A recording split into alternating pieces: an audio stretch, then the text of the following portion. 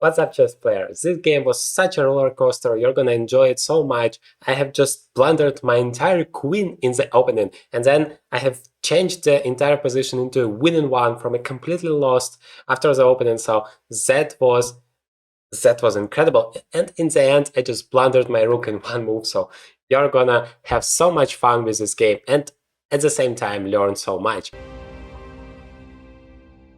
So let's start. That was a Sicilian defense, a very aggressive line here, knight e3, e6, takes, a6, and c4. I mean, with a c4 move, your opponent is just saying, you're not gonna get any activity at all, I'm gonna control the entire board, and I'm gonna try to destroy you. So that is basically what happened in this game.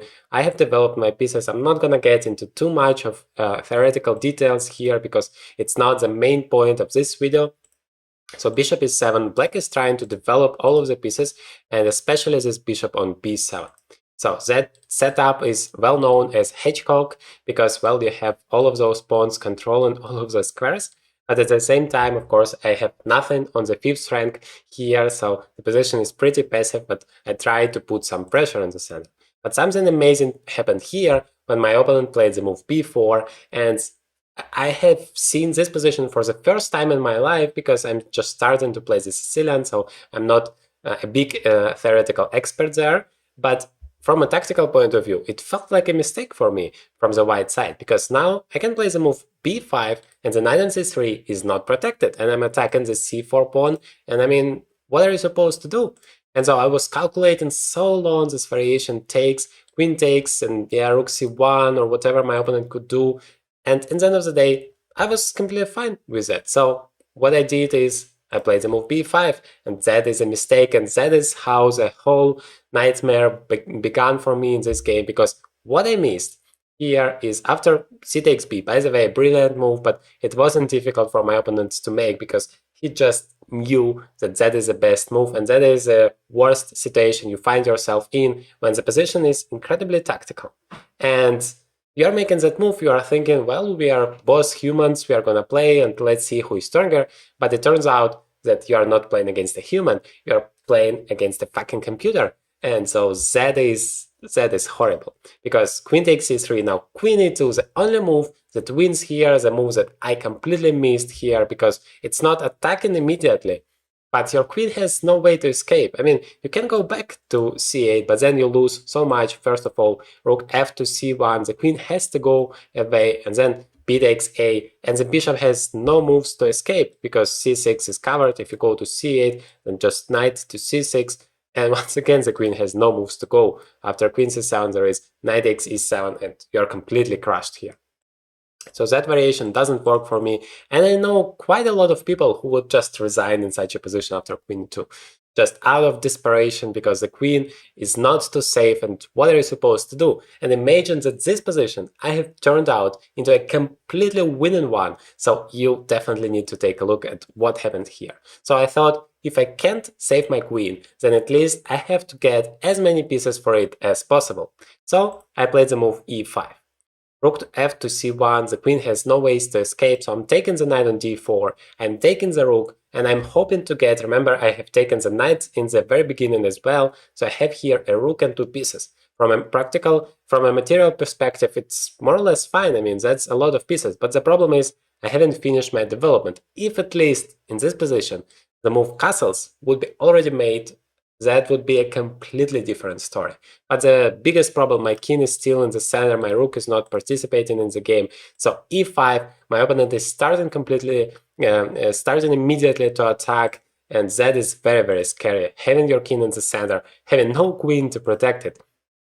So knight takes e5, bishop to c5, and I'm playing knight d7. I'm just trying to defend everything as much as I can. Of course, well, you can see that he's not making all of the best moves, but he's still very, very active here. Bishop f5 seems to be very scary, but actually the computer says it's a huge miss, and now black is already having the initiative. And the rule is very simple. I mean, if you can take the pawn, and I mean, not here, but a little bit earlier, here, for example, if you can take the pawn completely for free and you can't be punished for that, just do that. I mean, that is such a huge pawn. You can connect it with a b pawn afterwards, and you have two protected passers. What can be better than that?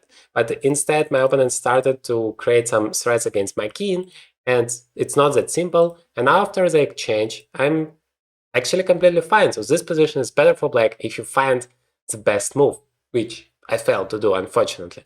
So please try to do that for me. Stop the video for a second. Incredibly important moment. The best move for black. Okay, I hope you did better than me, because I played the move bishop to c6, and that is a mistake. I still wanted to control the long diagonal, and I thought, well, hopefully I'm gonna be able to stop those pawns. And the most important reason I thought bishop takes a6 doesn't work, because my bishop is too far away, my rook is unprotected. That's gonna be too scary after, let's say, bishop takes, and I mean, queen takes and everything falls apart. But it turns out after bishop takes, I cannot take it, but I can just make castles. And I have a rook and a bishop against the queen, but this c-pawn survives, which gives me a huge advantage. For example, if you just go back with the bishop, then bishop goes to f6, everything is protected, the king is more than secure, that's perfect. And then I'm just playing chess normally. I'm finishing my development. Yes, there are two protected pawns here, but I also have some targets. I mean, those bishops are just monsters. So that position was so great for me. Unfortunately, I haven't really understood that, so I played the move bishop c6, which is giving a huge advantage to the white side once again. Queen takes c3, that is the right move. Rook to c8, that was my plan, to be as active as possible. Bishop takes e6, that is a mistake according to the engine. And then b5, another mistake, because now bishop f6, queen h3, and bishop d5, and I felt, well, now I'm in the driver's seat. Now feel free to fight against my bishops. I mean, those bishops are controlling the entire board, and you have nothing to deal with it, basically. And also I made the castles so that the king is secure, and I basically said, well, let's play now, because I'm ready to just crush you. And I was very close to it before my incredible blunder that's gonna amaze you.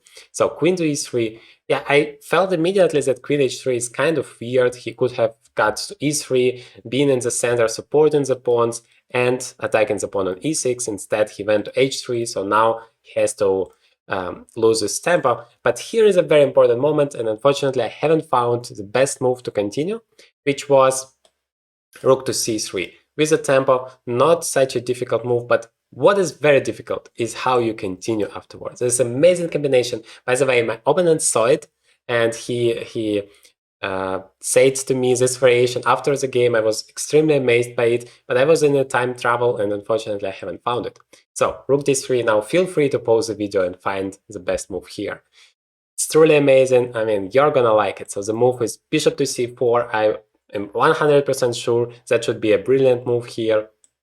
Rook to take c3, and now bishop d4. I mean, how amazing that is. As my opponent said, it's just next level chess. Of course, you lose your queen, or you are getting checkmated, and after you lose your queen, you also lose those pawns, so the position is entirely winning.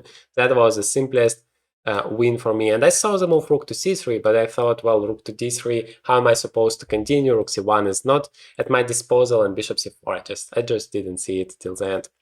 So I played the move rook to c2, which seemed to be logical, just attacking the g2 pawn. I mean, what can be better than that? But the problem is my opponent is just sacrificing the exchange. Of course, the right thing, you can't survive with such a monster on d5. And now h3, the most incredible event happened. It's a move 30, and I'm already in time travel, because remember, in the opening it was so difficult for me that I have spent so much time trying to calculate all of those variations with the queen, so that now I'm in time travel. What do? I blunder the rook in just one move, d4. I mean, just try to imagine how painful that could be. You are queen down in a completely lost position, then hour after hour you are fighting your ass back into the game, you're getting the entire advantage back. All of a sudden, you're better even, you're in the driver's seat, you are basically about to win the game, and now you're blundering it all away in one move after queen b3. Of course, there is no chance to fight, because, well, those pawns just promoting. So I just resigned in a few moves. I just couldn't stand it, couldn't do it immediately. I needed to make a few more moves, but you can't do anything here. And that was one of the most painful experiences for me in chess. So I want you to share, I mean, well, you see, we all can do that. Share your most painful experience in the comments so I can read it, I can feel it for you. So definitely, I'm sure we all had those experiences. So let's share it in the comments so that other people can see it and feel that, well, not everything is that bad. I hope you like this video. And in this one, I'm showing you another game which, thank God, I have won. So you're going to enjoy it. And I'm also showing you how to beat the Dutch defense.